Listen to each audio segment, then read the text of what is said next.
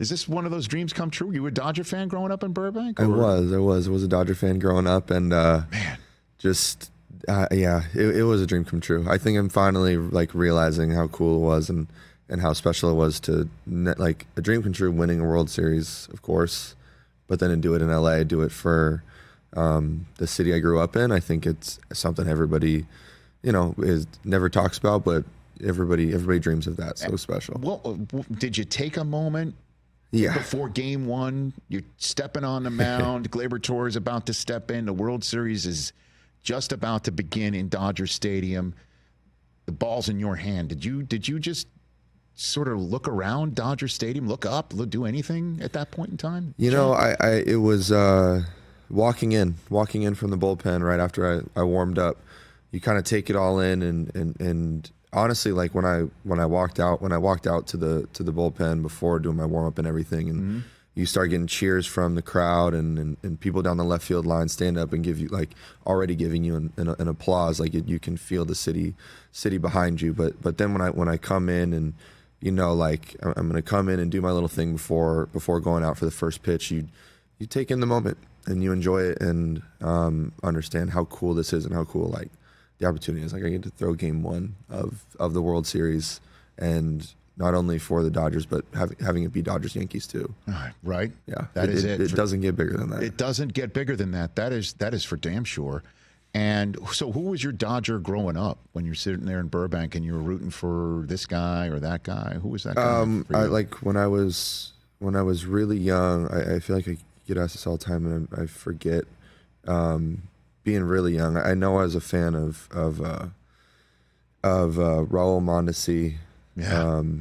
You're going way back there. Yeah, man. When I was really young, my mom always tells me, she's like, you always wanted to get your ears pierced when you were super young because he had them, and I don't know why. And I see both of them are right now. And then eventually that happened, and then Adrian Beltre, and then as I got older, it was Matt Kemp. Like while I was in middle school and going into high school, that was Matt was the guy. So you're saying you could rake back in the day? Is that what Yeah, you're of saying, course. Yeah, I mean, we would all say it. No. Yeah.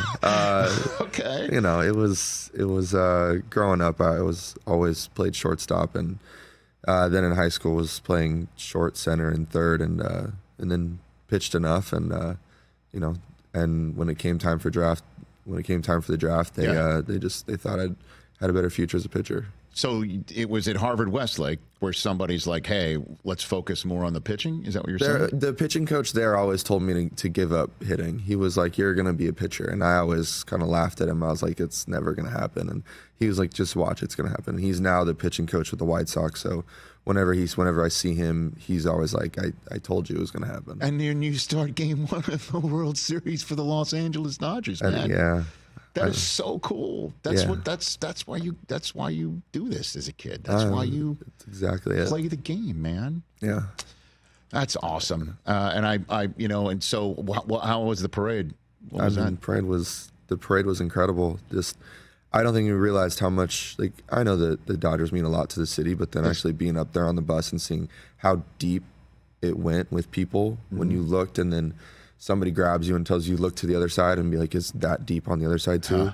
I don't think I really imagined that it was going to be like that crazy or that many people or have it be that deep. So, it was, you're just riding a high the whole time. Now, I don't mean to put you in a position, Jack, but did I see a moment when you were in Dodger Stadium on the day of the celebration in the parade?